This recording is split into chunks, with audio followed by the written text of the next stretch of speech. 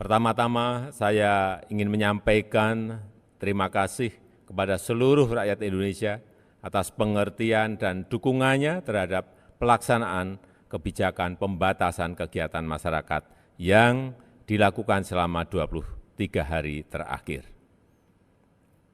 Kita tahu saat ini sudah terjadi tren perbaikan dalam pengendalian pandemi COVID-19.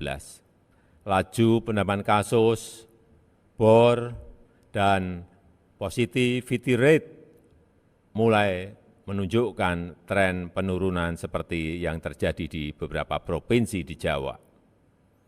Namun demikian, kita harus tetap berhati-hati dalam mensikapi tren perbaikan ini, tetap harus selalu waspada menghadapi varian Delta yang sangat menular.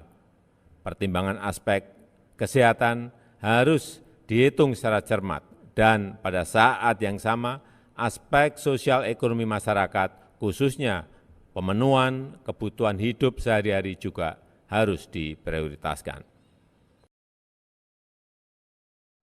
Dengan mempertimbangkan aspek kesehatan, aspek ekonomi, dan dinamika sosial, saya memutuskan untuk melanjutkan penerapan PPKM level 4 dari tanggal 26 Juli sampai dengan 2 Agustus 2021. Namun, kita akan melakukan beberapa penyesuaian terkait aktivitas dan mobilitas masyarakat yang dilakukan secara bertahap dengan pelaksanaan yang ekstra hati-hati sebagai berikut. Pasar rakyat yang menjual sembako sehari-hari diperbolehkan untuk buka seperti biasa dengan protokol kesehatan yang ketat. Dan pasar rakyat yang menjual selain kebutuhan pokok sehari-hari bisa buka dengan kapasitas maksimum 50% sampai dengan pukul 15, di mana pengaturan lebih lanjut dilakukan oleh Pemda. Pedagang kaki lima, toko kelontong, agen atau outlet voucher, pangkas rambut, laundry, pedagang asongan, bengkel kecil, cucian kendaraan, dan usaha-usaha kecil lain yang sejenis diizinkan buka dengan protokol kesehatan yang ketat sampai dengan pukul 21, yang pengaturan teknisnya diatur oleh pemerintah daerah. Warung makan, pedagang kaki lima, lapak jajanan, dan sejenisnya yang memiliki tempat usaha di ruang terbuka diizinkan buka dengan protokol kesehatan yang ketat sampai pukul 20 dan maksimum waktu makan untuk setiap pengunjung 20 menit. Hal-hal teknis lainnya akan dijelaskan oleh Menko dan Menteri terkait. Kita harus selalu waspada, ada kemungkinan dunia akan menghadapi varian lain yang lebih menular. Oleh karena itu, saya memerintahkan agar testing, tracing bisa ditingkatkan lebih tinggi, dan respon treatment yang cepat untuk menekan laju penularan dan meningkatkan angka kesembuhan.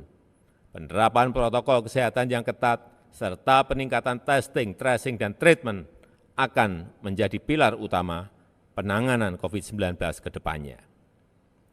Memakai masker dan menjaga jarak harus terus dilakukan.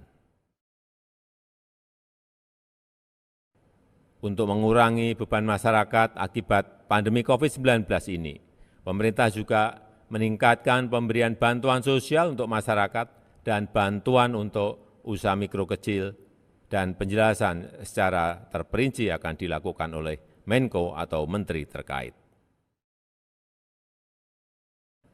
Bapak Ibu yang saya hormati, secara khusus saya minta kepada para menteri terkait juga segera melakukan langkah-langkah maksimal untuk membagikan vitamin, suplemen kepada masyarakat, memberikan dukungan obat-obatan dan konsultasi dokter terhadap isolasi mandiri, serta dukungan pengobatan di rumah sakit.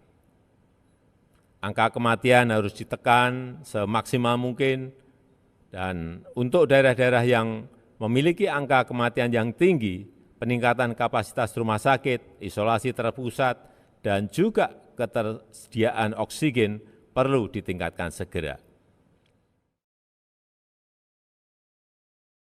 Terakhir, saya mengajak seluruh lapisan masyarakat seluruh komponen bangsa untuk bersatu padu dan bahu-membahu melawan COVID-19 ini. Dengan usaha keras kita bersama, insya Allah kita bisa segera terbebas dari COVID-19 dan kegiatan sosial ekonomi masyarakat bisa kembali normal.